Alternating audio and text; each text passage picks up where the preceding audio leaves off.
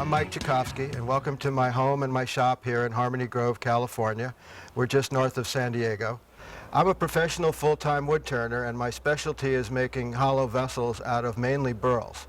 I work with other types of wood, especially defective wood that has cracks and voids and bark inclusions, but most of my work is done with burls. In this DVD, I'm going to take you through my entire process of creating a hollow vessel. We're going to start with a block of wood, and I'm going to take you all the way through to a finished product. In learning the process of making hollow vessels, I think it's best to increase the level of difficulty gradually as you go along. So we're going to start out really basic, and my advice is to get some experience before you go on and try natural edge or other more difficult projects. There we go. That's good enough. And you'll see what I mean when I put this up on the lathe. I'm going to bring the tailstock over and just lightly hold it for a second. So I'm not really sure exactly what I'm going to do with this. But what you can see is that this isn't going anywhere on that headstock end.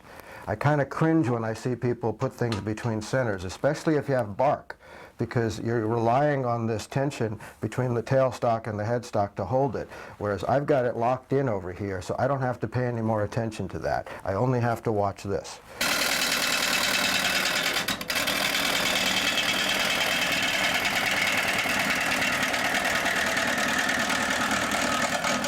I'm going to go back and keep checking that tailstock out.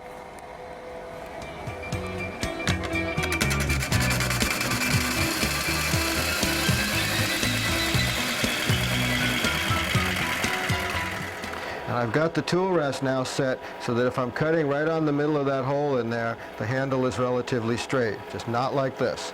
What a lot of people do in my classes is they try to look inside there, and you can see what I did when I did that. I dropped the handle down. That'll make for a very aggressive catch, and you might knock this thing right off the lathe. You must keep the handle either like this or slightly down. So watch my body position. I've got my hand. I've grabbed it with my elbow, my left hand is on the tool rest, and my knees are bent, and I'm in a good steady position to start this cut.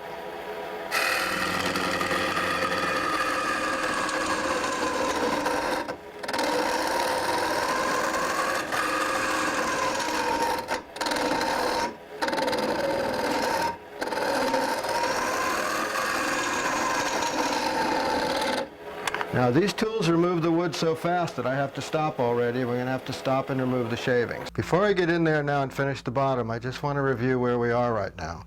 We got most of the wood out of the top 2/3. That's the first thing I did. Then I cut about a 1/2 inch wall thickness through this first top of the bowl. Then I went back in and I finished my final wall thickness all the way down to here. So you can't see what I'm doing right now, and that's why I did some of those cuts on the open bowl, so now I can explain to you that I'm doing the same thing as I already showed you. So what I've got right now is just a little bit of extra wood down there on the bottom. I have a little bit of a ridge right there. So I'm going to take my 5/8 straight tool with the M4 scraper, and I'm going to go in and I'm going to do the last finish cuts in the bottom, and I'm going to try to get it nice and clean. And we'll see what I can do here.